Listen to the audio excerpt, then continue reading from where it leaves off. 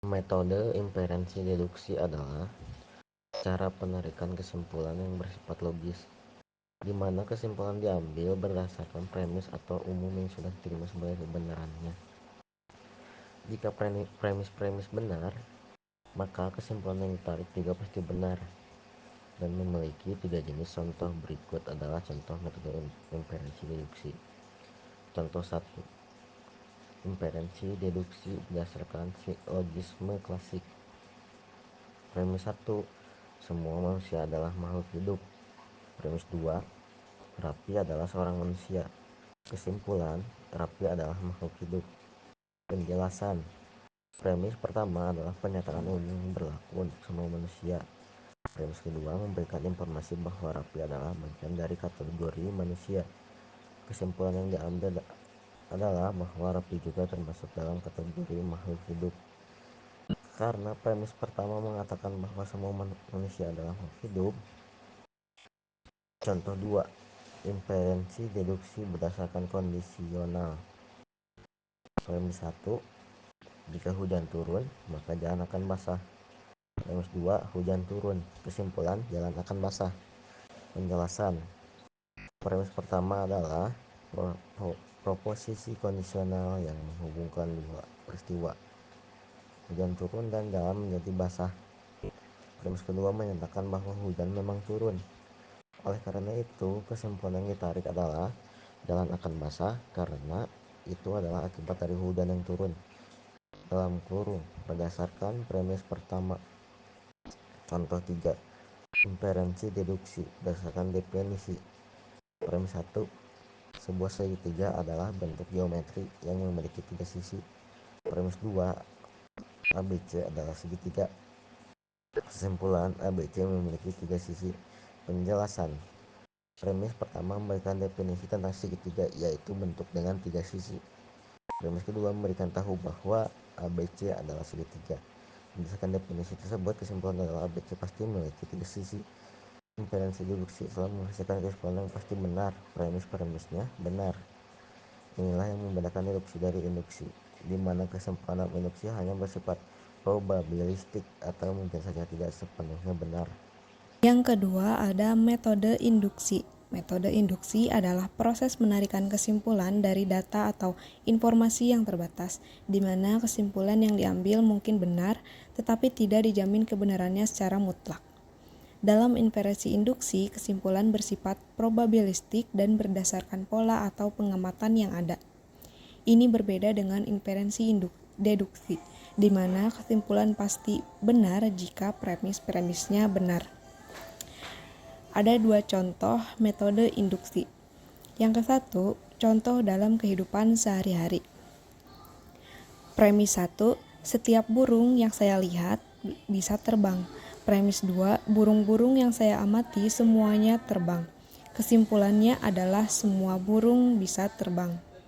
Berdasarkan pengamatan terhadap beberapa burung yang dapat terbang, kesimpulannya adalah bahwa semua burung dapat terbang, meskipun ada jenis burung lain yang mungkin tidak terbang. Yang contoh kedua, contoh dalam ilmu pengetahuan alam. Premis 1, setiap kali saya menjatuhkan benda tersebut jatuh ke tanah. Premis 2, saya telah menjatuhkan benda dari berbagai ketinggian yang semuanya jatuh. Kesimpulannya adalah semua benda yang dijatuhkan akan jatuh ke tanah.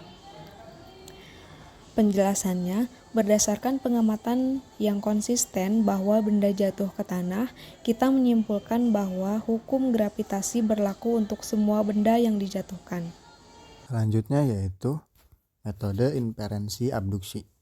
Metode inferensi abduksi adalah metode untuk memilih argumentasi terbaik dari sekian banyak argumentasi yang mungkin. Oleh sebab itu, abduksi sering disebut dengan argumentasi menuju penjelasan terbaik. Ada 4 cara mendapatkan argumentasi terbaik. Yang pertama, kesederhanaan. Maksudnya ketika kita berargumentasi menggunakan bahasa yang ringkas dan mudah dipahami. Yang kedua, koherensi. Sebisa mungkin kita mengutarakan argumentasi atau mengemukakan argumentasi sesuai dengan apa yang diyakini oleh para ahli atau bisa sesuai sumber dan menurut penjelasan-penjelasan yang terpercaya. Yang ketiga, prediktabilitas. Berargumentasi sesuai prediksi. Yang keempat, komprehensi. Kita harus lengkap dan jelas dalam berargumentasi. Contoh metode inferensi abduksi. Misalnya ketika kita mengetahui bahwa seseorang yang bernama Tony selalu mengendarai motornya dengan sangat cepat saat pergi ke sekolah pada pukul 6:50. Nah, jadi kesimpulannya, maka pada saat kita melihat Tony mengendarai motornya dengan sangat cepat, maka kita berkesimpulan bahwa Tony kesiangan pergi ke sekolah. Analogi adalah salah satu jenis penalaran induktif. Dalam pengertian umum, analogi adalah proses penalaran berdasarkan pengamatan terhadap gejala khusus dengan membandingkan atau mengumpulkan suatu objek yang sudah teridentifikasi secara jelas terhadap objek yang dianalogikan sampai dengan kesimpulan yang berlaku umum. Sebagai suatu proses penalaran, analogi menurunkan suatu kesimpulan berdasarkan kesamaan aktual antara dua hal. Penarikan kesimpulan dengan cara analogi berasumsi bahwa jika dua hal memiliki beberapa kesamaan, aspek lain pun memiliki kesamaan.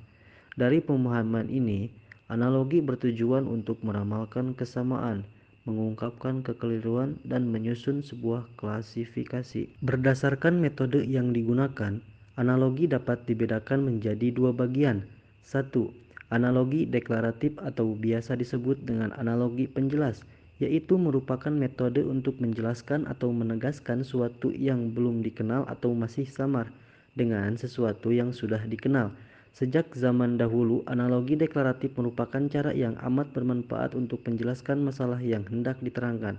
Contoh, ilmu pengetahuan itu dibangun oleh fakta-fakta sebagaimana rumah itu dibangun oleh batu-batu.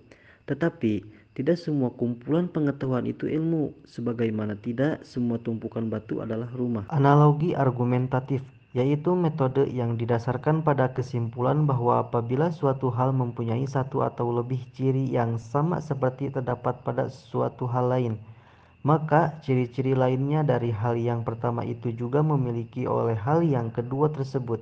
Dengan kata lain, analogi jenis ini merupakan analogi yang disusun berdasarkan persamaan prinsipal yang ada pada dua fenomena. Kemudian, ditarik kesimpulan bahwa apa yang ada pada fenomena pertama ada juga pada fenomena yang kedua. Analogi argumentatif juga biasa disebut dengan analogi induktif. Contoh, anjing hitam menyalak, mengejar orang dan menggigit. Anjing coklat menyalak dan mengejar orang. Yang terakhir ada metode inferensi kausal. Inferensi kausal adalah proses menyimpulkan hubungan sebab akibat antara dua peristiwa atau lebih. Sederhananya, kita mencoba menjawab pertanyaan-pertanyaan mengapa hal ini terjadi. Contohnya ada sehat. Jika seseorang rajin berolahraga dan makanan-makanan sehat, kita cenderung menyimpulkan bahwa gaya hidup sehat inilah yang menyebabkan mereka jarang sakit. Dalam hal cuaca, ketika langit mendung dan angin kencang, kita sering menyimpulkan bahwa akan turun hujan. Pembelajaran, jika seorang siswa rajin belajar dan mendapatkan nilai bagus, kita menyimpulkan bahwa usaha belajar yang keras adalah penyebab